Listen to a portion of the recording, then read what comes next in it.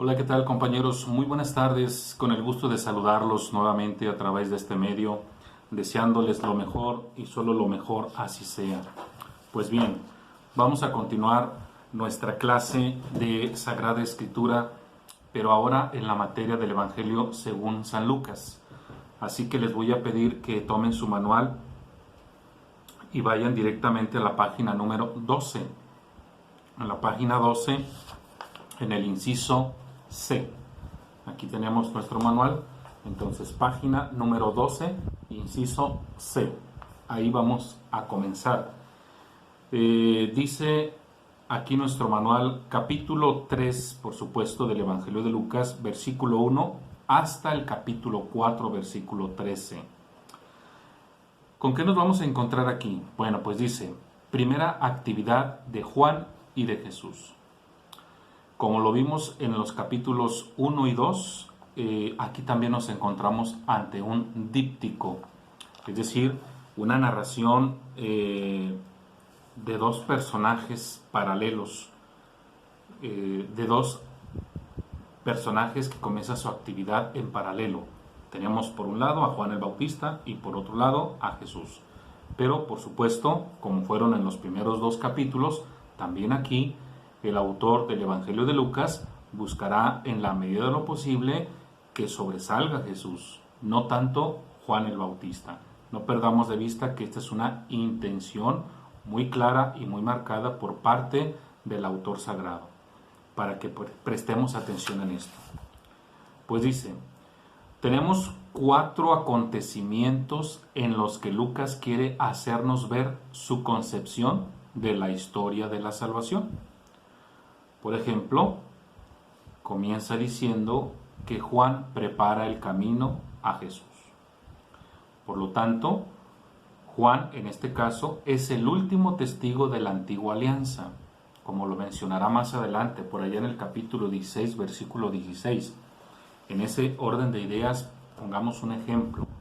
Juan será como un eslabón, como algo que une el Antiguo Testamento con el Nuevo Testamento.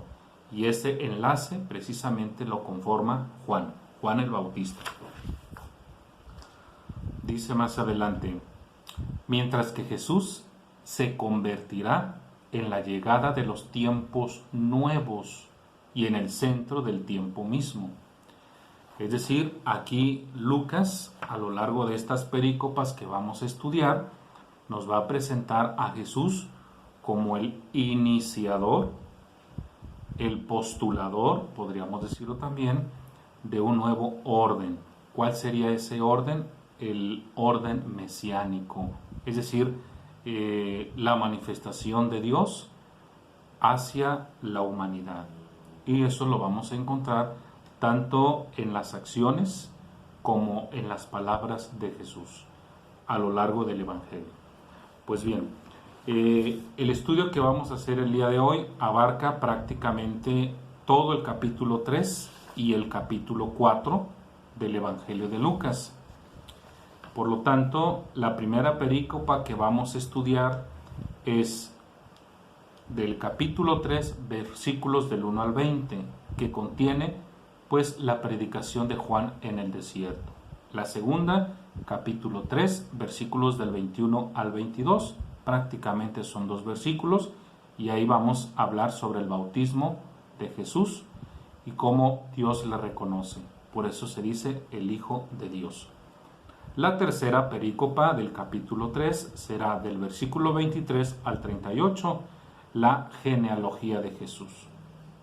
No perdamos de vista que, bueno, tanto Mateo como Lucas a la narración con relación a la predicación de Juan el Bautista y el inicio de Jesús, su misión, añadieron un relato de la infancia de Jesús y sobre ello pues hablan de una genealogía. Esto nosotros no lo encontramos en el Evangelio de Marcos, solamente está en Mateo y en Lucas. Ya desde ahí pues ya vemos una diferencia. Pues bien, vamos a leer nuestra primera perícopa, que ya les comenté, es la que va del versículo número 1 hasta el 20 del capítulo 3 de Lucas. Vamos a buscar en nuestra Biblia rápidamente. Aquí está.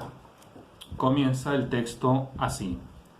El año 15 del reinado del emperador Tiberio, siendo Poncio Pilato gobernador de Judea, Herodes rey de Galilea, su hermano Filipo rey de Iturea y de la región triaconítida, y Lisanias rey de Abilene, en tiempos de los sumos sacerdotes Anás y Caifás, la palabra de Dios vino sobre Juan, el hijo de Zebedeo, en el desierto.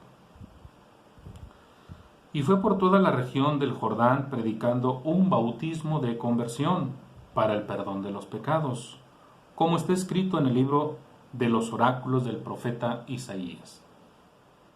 Voz del que grita en el desierto, preparen el camino al Señor, nivelen sus senderos. Todo barranco será rellenado, toda montaña o colina será rebajada. Los caminos torcidos se enderezarán y los desnivelados se rectificarán. Y todos verán la salvación de Dios. Decía a la gente que venía a ser bautizada por él: raza de víboras, ¿quién les enseñó a escapar del juicio inminente? Den frutos que prueben su conversión y no anden diciendo: somos descendientes de Abraham. Porque les digo que Dios puede sacar de estas piedras descendientes de Abraham. Ya está el hacha puesta a la raíz de los árboles, y todo árbol que no dé buen fruto va a ser cortado y echado al fuego. La gente le preguntaba: ¿qué tenemos que hacer? Y les contestaba: el que tenga 2 túnicas, dé una al que no tiene. El que tenga comida, compártela con el que no la tiene. Vinieron también a bautizarse algunos de los que recaudaban impuestos para Roma y le dijeron: Maestro, ¿qué tenemos que hacer? Él le respondió: no exija nada fuera de lo establecido. También los soldados le preguntaban: ¿y nosotros qué tenemos que hacer? Juan les contestó: a nadie extorsionen ni denuncien falsamente y conténtense con su sueldo. El pueblo estaba a la expectativa y todos se preguntaban si no sería Juan el Mesías.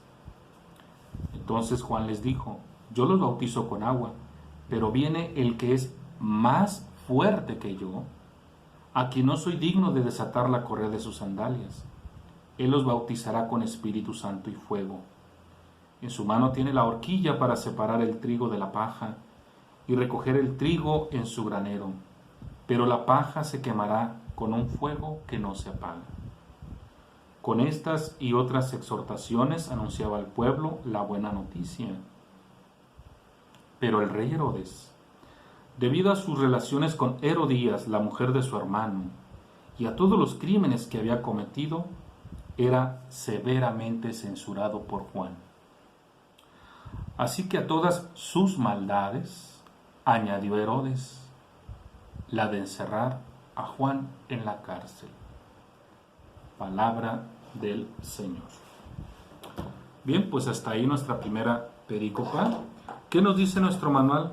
En la explicación la tenemos en la página 12, en el párrafo penúltimo, aquí está, ¿sí? Dice: Lucas, en su afán de buscar la veracidad de los hechos, hace una ubicación histórica de la predicación de Juan. Bueno, sobre todo el autor del Evangelio de Lucas está siguiendo un orden establecido pues por esa cultura grecorromana en la que él está inmerso. Si va a hablar de algún acontecimiento, tiene que situarlo perfectamente bien en la historia. Esto no es nada nuevo para nosotros como estudiantes de Biblia, porque si tú te fijas, en algunos libros de algunos profetas se sigue el mismo esquema.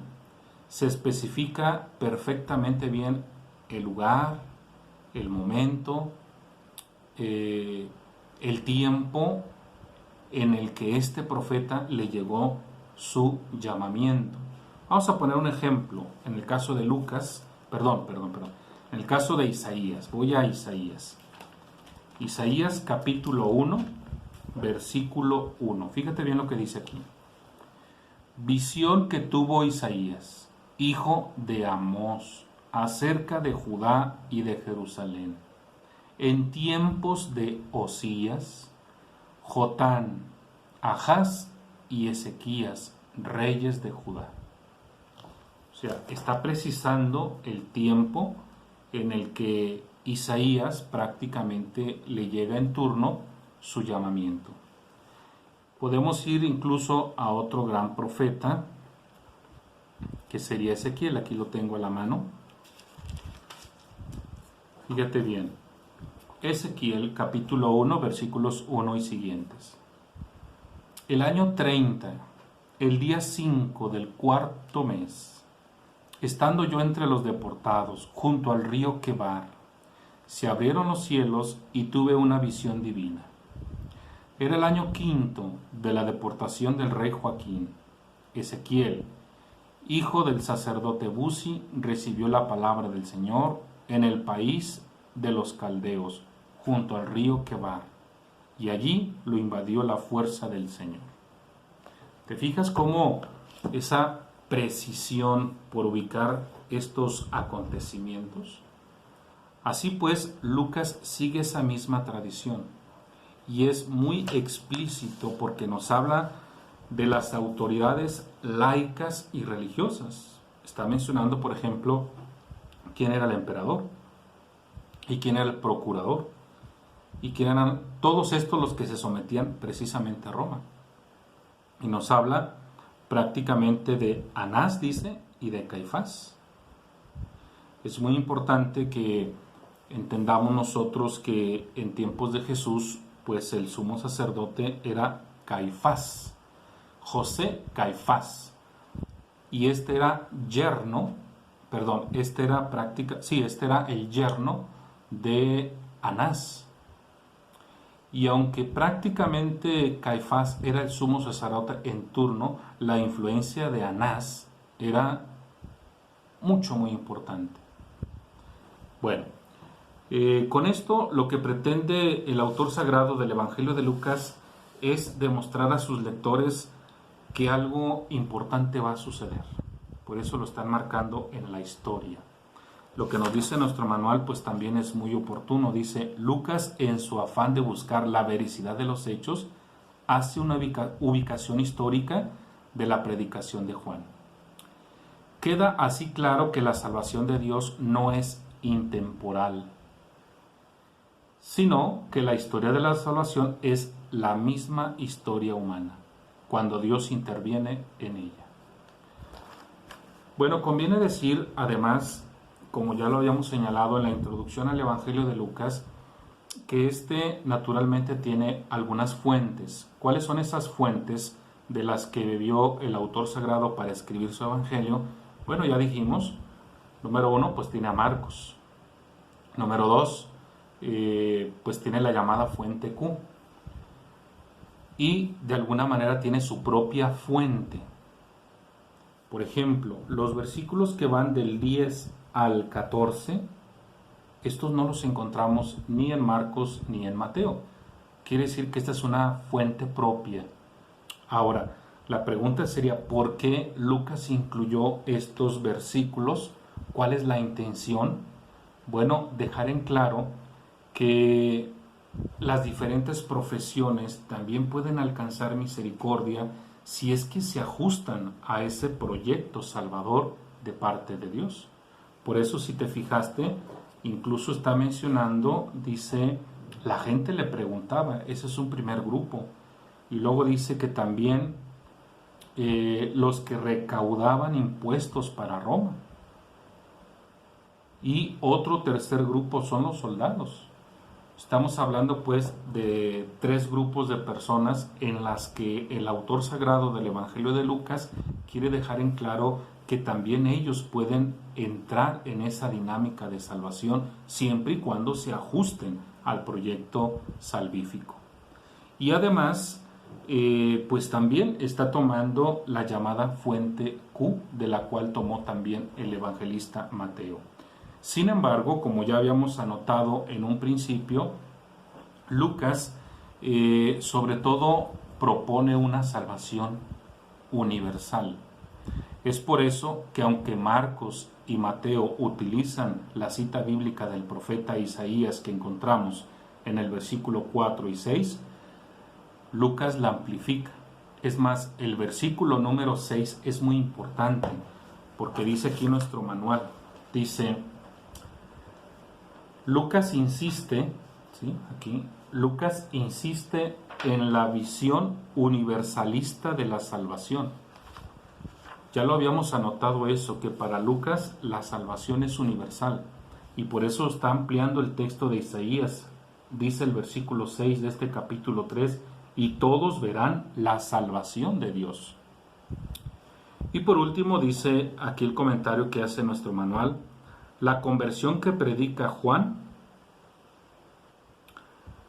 implica un cambio de vida hacia la fraternidad y la justicia.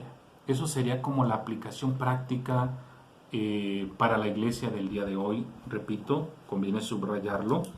Dice, la conversión que predica Juan implica un cambio de vida hacia la fraternidad y la justicia. Siguiente párrafo, bueno, el último de la página 12, al narrarnos el bautismo de Jesús. Bueno, vamos a leer el bautismo de Jesús, pero no sin antes aclarar el último punto. El último punto dice, yo los bautizo con agua, pero viene el que es más fuerte que yo. Aquí conviene recalcar lo que dijimos en la clase anterior. Evidentemente, para los tiempos en los que escribe Lucas su evangelio, incluso para el tiempo en que Juan va a escribir su evangelio, ya lo habíamos apuntado que muchos seguían a Juan Bautista como si él fuese el Mesías. Aquí, si ustedes se fijan, Lucas anota perfectamente bien un calificativo hacia Jesús, porque dice Juan el Bautista, yo los bautizo con agua, pero viene el que es más fuerte que yo. En la cultura judía, Dios es nombrado como el poderoso de Israel. Entonces es un sinónimo que encontramos aquí. Jesús es poderoso, es más poderoso que Juan Bautista. Esto es con la intención, pues, de que aquellos seguidores de Juan Bautista entiendan que él no es el Mesías. El Mesías es Jesús. Tan así que nosotros vemos en el versículo 20 que prácticamente Juan el Bautista sale de escena, porque dice que Herodes, dice el versículo 20, Herodes encerró a Juan en la cárcel, en una fortaleza que se encuentra por allá por el Mar Muerto, que es la fortaleza de Maqueronte. Entonces aquí hay una intención muy marcada por parte del Evangelio de Lucas, quitar de escena a Juan Bautista para dar protagonismo a Jesús. Por eso, la perícopa que vamos a leer ahora, pues son 2 versículos nada más, el bautismo de Jesús, capítulo 3, versículos del 21 al 22. Dice, un día, cuando se bautizaba mucha gente, también Jesús se bautizó, y mientras Jesús oraba, se abrió el cielo. Y el Espíritu Santo bajó sobre él en forma visible como una paloma, y se oyó una voz que venía del cielo, tú eres mi Hijo amado, en ti me complazco.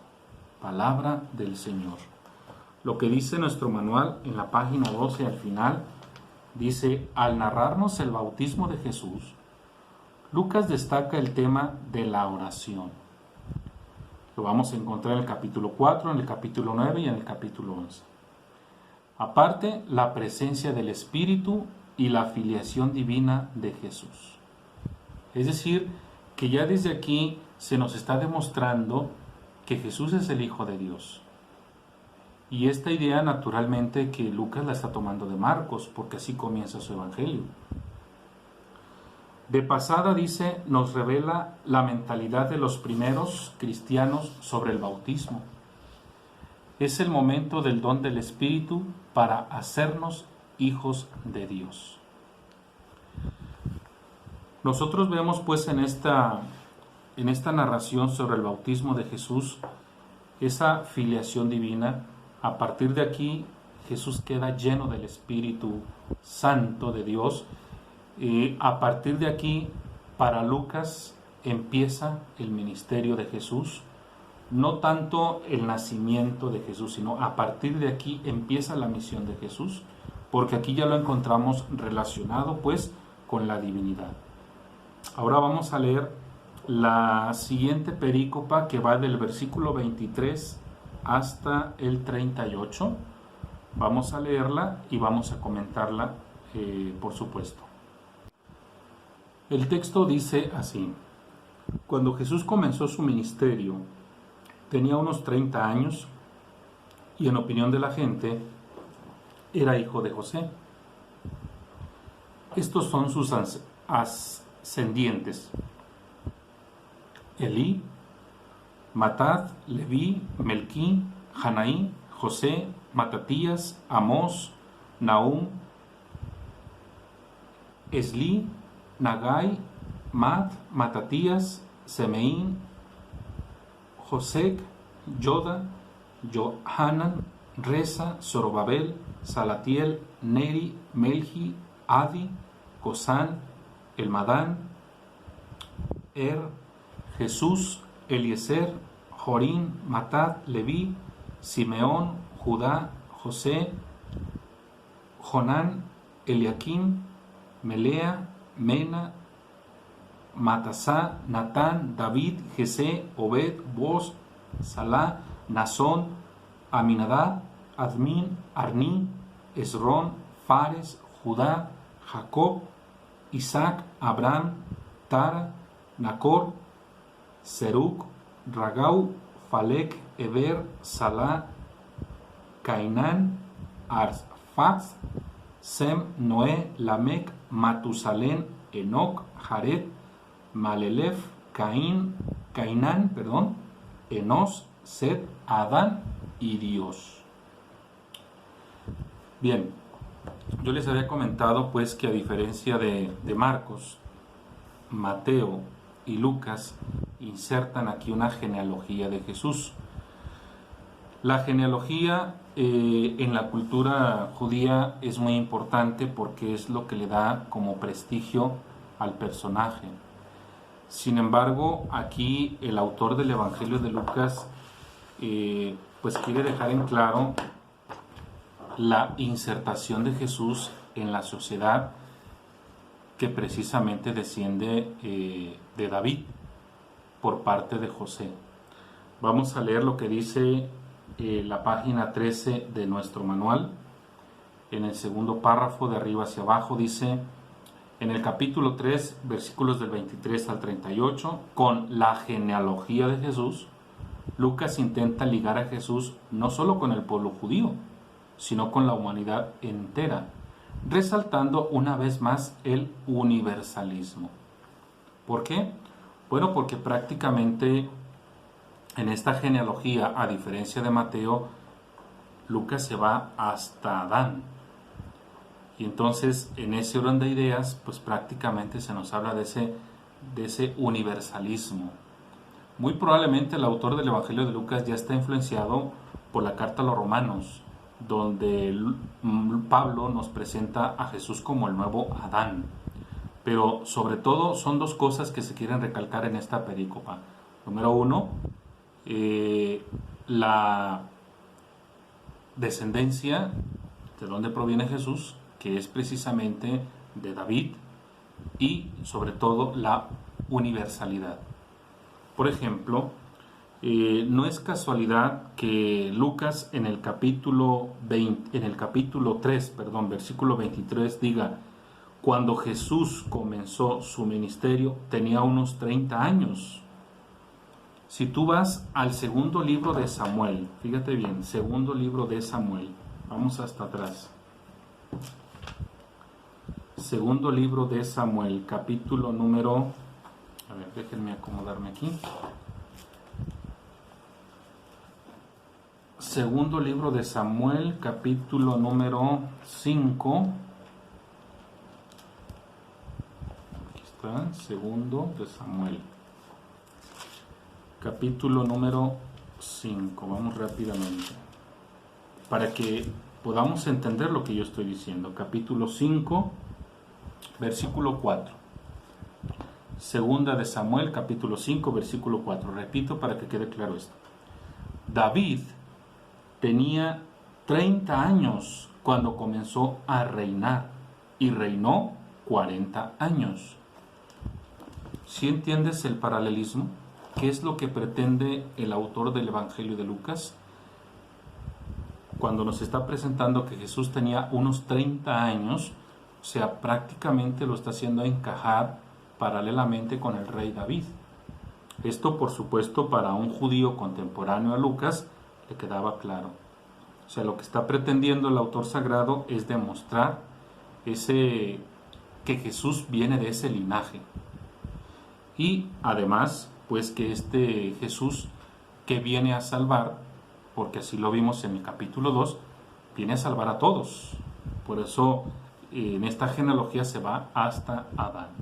Y además es muy importante insistir en que el versículo 23 dice cuando Jesús comenzó su ministerio. O sea, aquí viene la importancia para Lucas. Aquí comienza prácticamente el misterio de Jesús. Y pasamos al capítulo 4. Ya vamos al capítulo 4. La primera perícopa va del versículo 1 hasta el versículo 13. Las tentaciones de Jesús. Dice, Jesús regresó del Jordán lleno del Espíritu Santo. Recuerda que en el versículo 21 se nos habla que desciende como una paloma. El Espíritu lo condujo al desierto, donde el diablo lo puso a prueba durante 40 días. En todos esos días no comió nada y al final sintió hambre. El diablo le dijo entonces, si eres hijo de Dios, di a esta piedra que se convierta en pan. Jesús le respondió, está escrito, no solo de pan vive el hombre. Lo llevó después el diablo a un lugar alto y le mostró en un instante todos los reinos de la tierra. El diablo le dijo, te daré todo el poder de estos reinos y su gloria, porque a mí me lo han dado y a quien yo quiera se lo puedo dar. Si te postras ante mí, todo será tuyo. Jesús respondió, está escrito, adorarás al Señor tu Dios y solo a Él darás culto.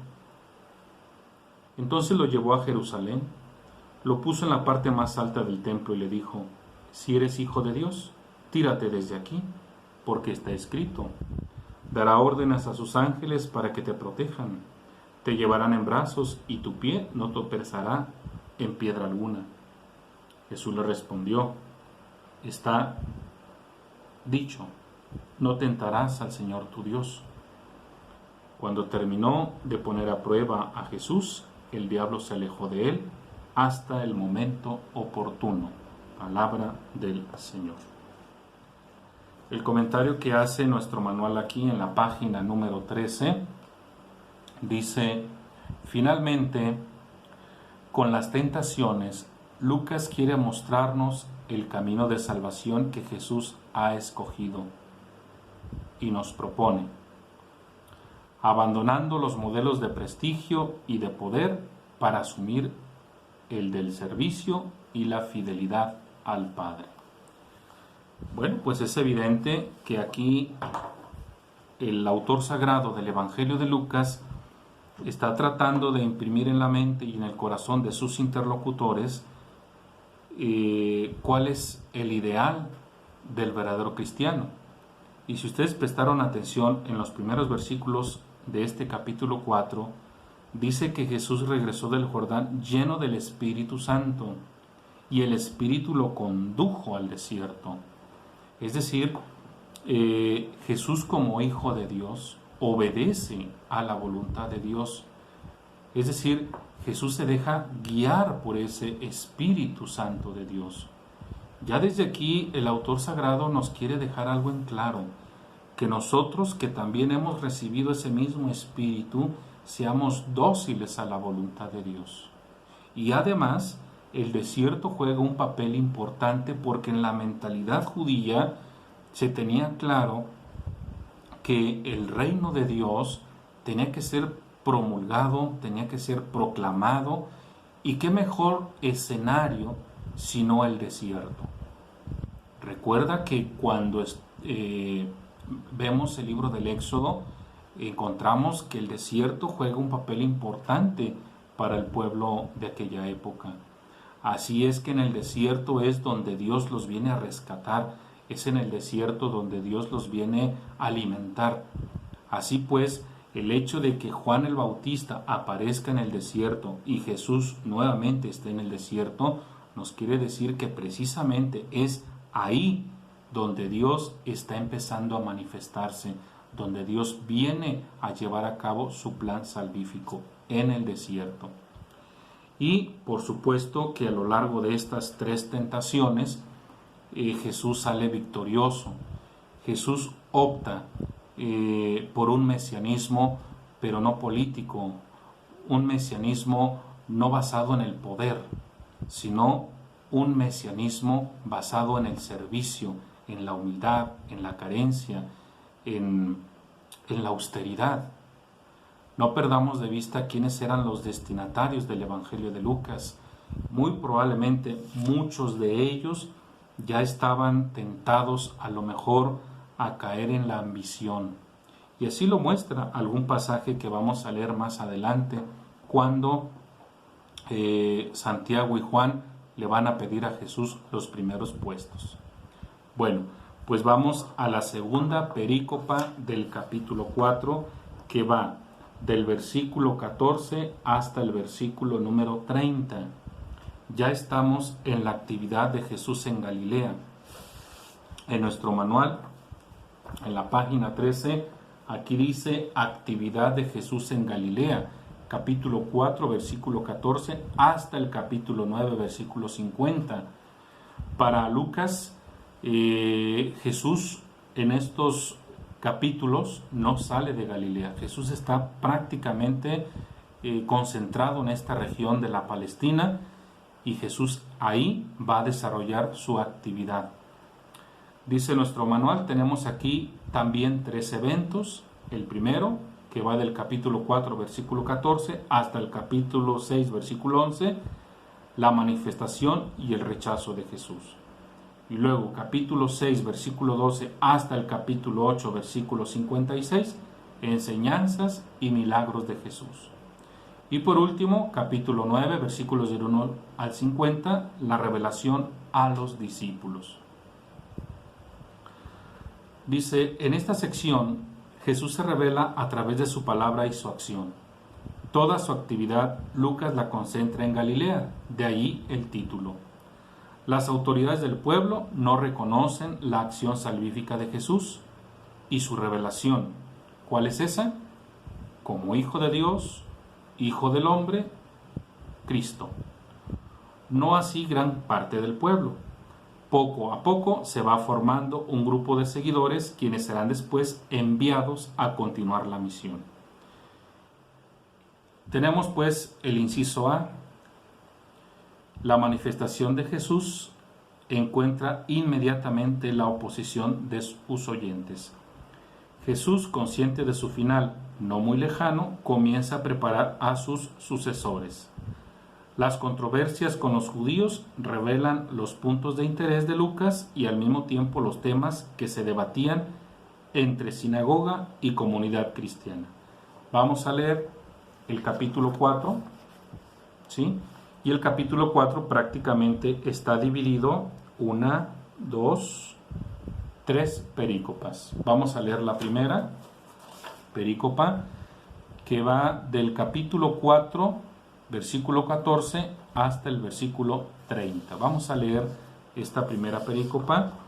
Dice así: Jesús, lleno de la fuerza del Espíritu, recordemos, con esto Lucas quiere dejar en claro lo que vimos anteriormente. El bautismo de Jesús, el Espíritu Santo de Dios. Y luego vemos cómo ese mismo Espíritu lo lleva al desierto. Y aquí en el versículo 14 se ratifica lleno de la fuerza del Espíritu. Dice, regresó a Galilea y su fama se extendió por toda la región. Enseñaba en las sinagogas y todo el mundo hablaba bien de él. Llegó a Nazaret, donde se había criado. Según su costumbre, entró en la sinagoga un sábado y se levantó para hacer la lectura.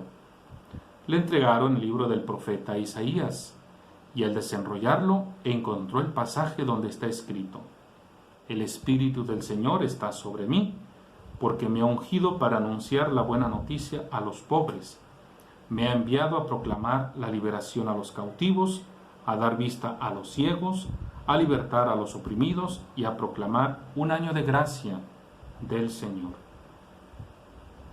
Después enrolló el libro, se lo dio al ayudante y se sentó. Todos los que estaban en la sinagoga tenían sus ojos fijos en él, y comenzó a decirles: Hoy se ha cumplido ante ustedes esta profecía. Todos lo apoyaban y se admiraban de las palabras que había pronunciado. Comentaban: ¿no es este el hijo de José? Él les dijo: seguramente me recordarán el refrán: médico, cúrate a ti mismo. Lo que hemos oído que has hecho en Cafarnaúm, hazlo también aquí en tu pueblo. Y añadió: la verdad es que ningún profeta es apreciado en su tierra. Les aseguro que muchas viudas había en Israel en tiempo de Elías, cuando se cerró el cielo por 3 años y 6 meses y hubo una gran hambre en todo el país. Sin embargo, a ninguna de ellas fue enviado Elías, sino a una viuda de Sarepta, en la región de Sidón. Y muchos leprosos había en Israel cuando el profeta Eliseo, pero ninguno de ellos fue curado, sino únicamente Naamán, el sirio. Al oír esto, todos los que estaban en la sinagoga se enfurecieron. Se levantaron, lo echaron fuera de la ciudad y lo llevaron hasta un precipicio, sobre la cual estaba edificada la ciudad, con ánimo de despeñarlo. Pero él, abriéndose paso entre ellos, se fue. Palabra del Señor. Bien, el comentario que nos hace nuestro manual en la página 14, en el primer párrafo, dice: Lucas inicia el ministerio de Jesús en su pueblo, aunque reconoce que ya lo había iniciado antes, lo cual revela que Lucas tiene un propósito teológico al iniciar en Nazaret. La finalidad es presentar el espíritu y el programa del ministerio de Jesús y por tanto de la Iglesia y de todo cristiano. Una buena noticia que implica no solo una salvación espiritual, sino también material. Bueno, voy a explicar un poquito más lo que estamos leyendo aquí. Efectivamente, vemos que Jesús comienza prácticamente su ministerio visitando las sinagogas. Esto nos habla precisamente de un Jesús judío y que de alguna manera piadoso, religioso, que va a las sinagogas. Y es en una de estas donde Jesús proclama el pasaje de Isaías. Lo hemos explicado que, bueno, dentro de la materia que estudiamos, cultura y geografía bíblica, decíamos pues que la sinagoga es el centro religioso de las comunidades y que ahí prácticamente pues se leía lo que es la Torá y los profetas, y después vendría lo que nosotros hoy, por poner un ejemplo, después de la proclamación del Evangelio en la Eucaristía, pues viene la explicación, es decir, la homilía. Esto es lo que Jesús está haciendo. Sin embargo, parece ser que en un principio los oyentes admiran a Jesús, pero inmediatamente cambia de una admiración a un odio. ¿Cuál es la razón de este odio o de este enfado? Pues que Jesús se da cuenta de que lo están como evaluando, porque dicen: ¿no es este el hijo de José? O sea, no creen que Jesús tenga esa capacidad. Y sin embargo, Jesús les proclama un proverbio donde dice: médico, cúrate a ti mismo. O también el que dice: un profeta no es apreciado en su tierra. Y para ello Jesús ahora les explica la misma escritura haciendo alusión a lo que hizo el profeta Elías y lo que hizo también el profeta Eliseo. Los dos casos son paralelos. Elías prácticamente va a una viuda y esta viuda no pertenece al núcleo del judaísmo, o sea, es una viuda que es extranjera, es pagana y sin embargo es socorrida por el profeta de Dios, Elías. En el caso de Eliseo, cuando sana a este Naam, este general, de alguna manera pues también no es un judío. Entonces esto enfada a los judíos que están escuchando la predicación de Jesús, porque prácticamente les está diciendo, bueno, si ustedes no quieren prestarme atención, si ustedes no quieren ajustarse al proyecto que yo vengo a proponerles, entonces me iré con otros. Otros serán los que me van a escuchar. Y eso evidentemente molesta a estos judíos. Por eso inmediatamente, ¿qué quieren hacer? Quieren como deshacerse de él, que es lo que nos está mencionando el texto. Pero bueno, lo que nos dice nuestro manual es muy cierto. No nada más se nos habla entonces de una salvación espiritual, sino también de una salvación material.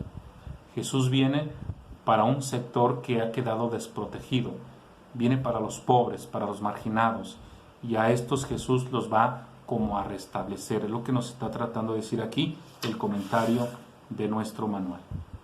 Pues vamos a la siguiente perícopa, que va del versículo 31 al versículo 37. Vamos a leerla y vamos a ver qué nos dice nuestro manual. Pues bien, vamos ahora a continuar con la perícopa que va del capítulo 4 de Lucas, versículos del 31 al 37, y la última que va del capítulo 4, versículo 38 al 44, pues para así dejar por terminado el capítulo 3 y 4 de Lucas.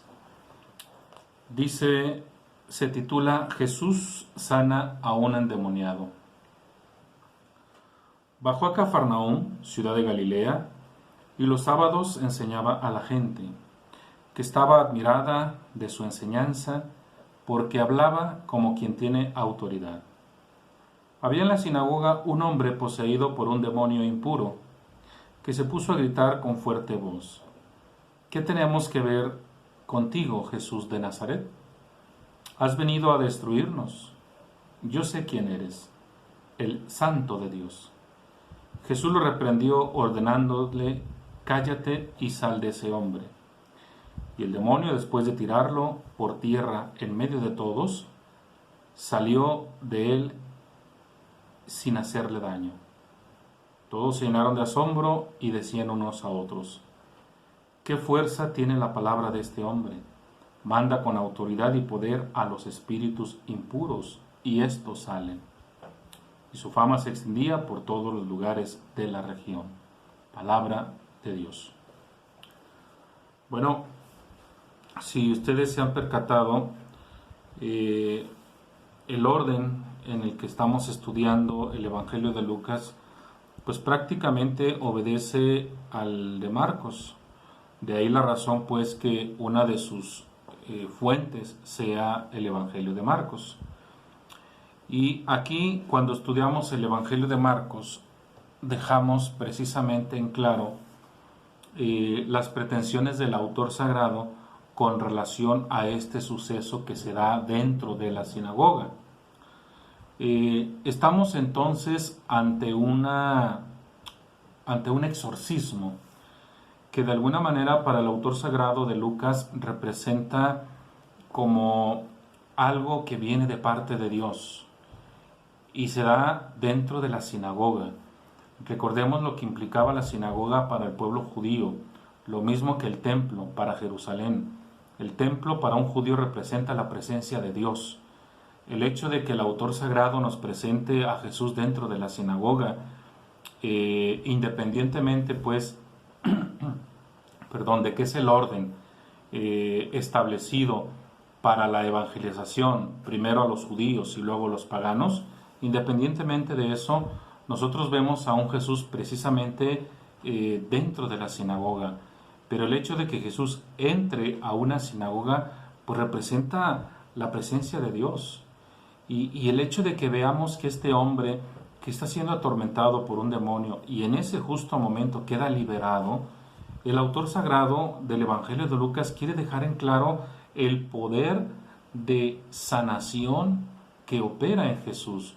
Un poder sanador con el cual está delineando, por así decirlo, un tiempo que termina y un tiempo que se ha inaugurado. Un tiempo en el que el Mesías está presente y es capaz de liberar pues a todos aquellos que se confíen a Él sobre todo.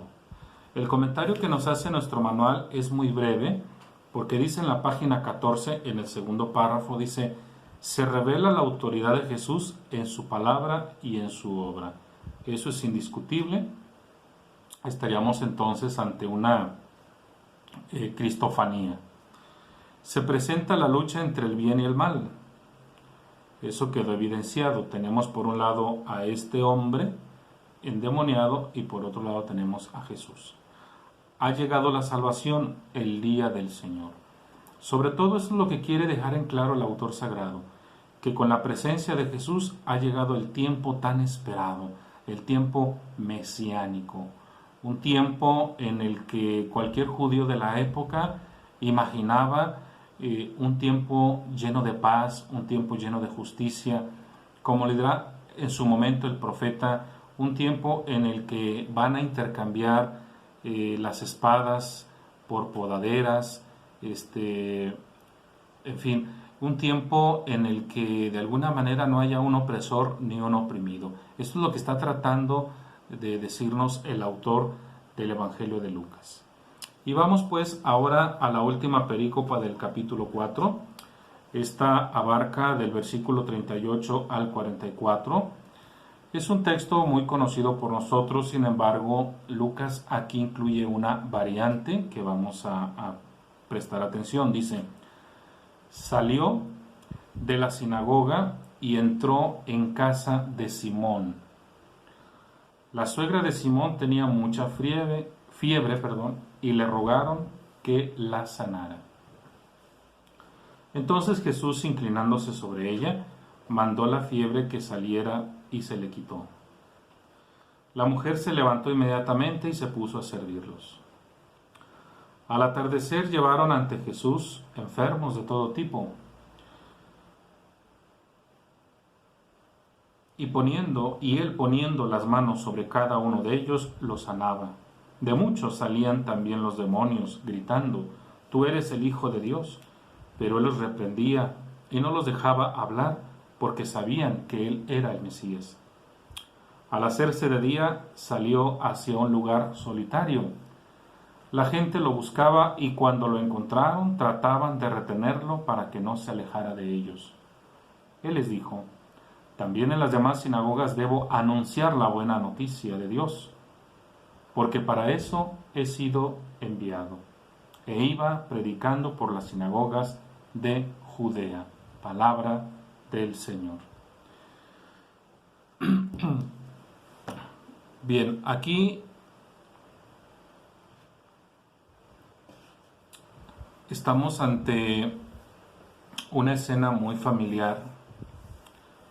Yo creo que nunca lo habíamos notado tal vez, pero para Lucas aquí da la impresión de que Pedro no está solo, sino que con él está su esposa, porque al hablar de la suegra de Pedro, esto no lo podemos negar, o sea, de que Pedro era un hombre casado. Hay un detalle que hay que recalcar, la precisión que hace el autor sagrado de decir que esta suegra de Simón tenía mucha fiebre.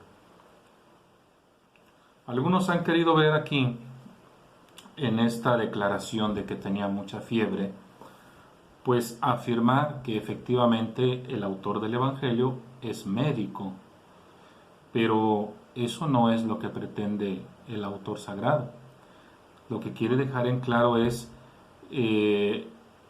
la manifestación de la enfermedad, es decir, la presencia de la enfermedad en un sentido grave, pues. Eso es lo que pretende. Pero sobre todo vemos esa curación, vemos esa sanación otorgada por Jesús a esta mujer que es mencionada pues como la suegra de Pedro. Lo interesante aquí que nosotros tenemos que retomar es ese servicio, esa solidarización de parte de esta familia hacia su pariente que se encuentra en un estado crítico. Evidentemente no perdamos de vista quiénes son los destinatarios primarios del Evangelio de Lucas, la sociedad en la que se desenvuelve esta comunidad cristiana, primitiva por supuesto. Es una comunidad que se encuentra amenazada, si tú quieres, por nuevas ideologías, si tú quieres, por tentaciones mundanas, como lo será el poder, la ambición, incluso lo que hoy conocemos como el deshumanismo. Porque aquí nosotros entramos en un contexto familiar. Es una casa donde la familia está desorientada por la enfermedad de un miembro de su familia, que es la suegra. El ver a Jesús dentro de esta casa y que trae la salvación para la familia, esto tiene implicaciones muy concretas. El autor sagrado quiere demostrar sobre todo el poder, la capacidad de Jesús para sanar la problemática que pueda estar pasando las familias cristianas de aquella época, como las familias cristianas de la actualidad. Esto es lo primero que nosotros podemos encontrarnos en esta sanación. Ahora, como lo comentamos en su momento en el Evangelio de Marcos, el hecho de que esta mujer inmediatamente después que ha sido curada se ponga a servirles, no quiere decir que es una especie de servidumbre, no. Lo que pretende el autor sagrado es dejar en claro ese binomio de salvado-salvador. Es decir, esta mujer ha sido salvada, esta mujer ha sido curada, esta mujer ha sido sanada. Por lo tanto, ella tiene que demostrar a través de sus acciones lo que Dios ha obrado en ella, una salvación. Y tiene que convertirse a partir de ahí en una servidora más. ¿De quién? Precisamente del reino de Dios. Nuestro manual dice, hace un comentario, dice: la curación de la suegra de Pedro es otra señal del poder de Jesús y de que su salvación abarca la totalidad de la persona. Si bien es cierto que decíamos en la perícopa antepasada que Jesús, viene a salvar, viene a restaurar y viene de alguna manera a devolver la felicidad a aquel sector que había sido de alguna manera desprestigiado, que había sido olvidado. Pensemos pues en los pobres, pensemos en aquellos que fueron de alguna manera violentados en sus bienes. Con la llegada de Jesús esto se tiene que restablecer. Es el mismo Lucas que nos va a presentar más adelante a un Zaqueo que al entrar en contacto con Jesús, que no es otro más que la divinidad, y ver que de alguna manera ha sido convertido con la simple presencia de Jesús, y este Zaqueo es capaz de decir: si he robado, voy a restituirles a todos 4 veces más de lo que les quité. Entonces, con la presencia de Jesús hay un indicador muy importante. Todo aquel que se convierte en un auténtico seguidor de Jesús es alguien que no puede seguir abusando de los demás materialmente hablando. Por eso dice aquí nuestro comentario, que es el manual, en la página 14. Con esto vamos a terminar. Dice: la curación de la suegra de Pedro es otra señal del poder de Jesús y de que su salvación abarca la totalidad de la persona. Es decir, no nada más Jesús salvará a una persona en una cuestión espiritual o material, sino física. Este es un título cristológico muy querido por Lucas. Acuérdate en el capítulo 2, cuando les anuncia a los pastores esa buena noticia de que en la ciudad de David os ha nacido un Salvador. La palabra Salvador para Lucas implica que Jesús es un Salvador de cuerpos, almas, es un Salvador completo, no nada más en un sentido. Y por último dice, lamentablemente, la gente todavía no capta la realidad de Jesús. Es como una reflexión para nosotros, aquí lo que dice nuestro manual. Lamentablemente, la gente todavía no capta la realidad de Jesús y solo ven su poder en beneficio de ellos y no de los demás.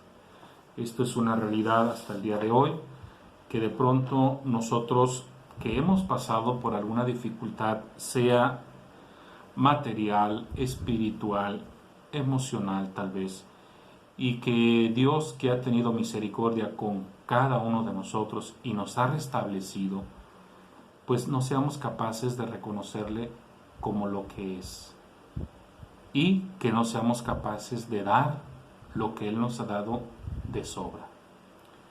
Y bueno, otro detalle también que llama la atención es ese llamado secreto mesiánico. Lucas, al seguir la postura de Marcos, quiere dejar en claro que no es conveniente que apenas que Jesús va iniciando su ministerio público, lo quieran declarar como el Mesías, porque esto truncaría el proyecto de Dios. Sería una contradicción, puesto que Jesús rechazó aquellas tentaciones que el diablo le estaba ofreciendo, entre ellos el rebelarse de una manera, pues si tú quieres, muy alardeante, ¿no? Dejándose caer por el templo de Jerusalén, siendo suspendido y que los ángeles lo iban a soportar.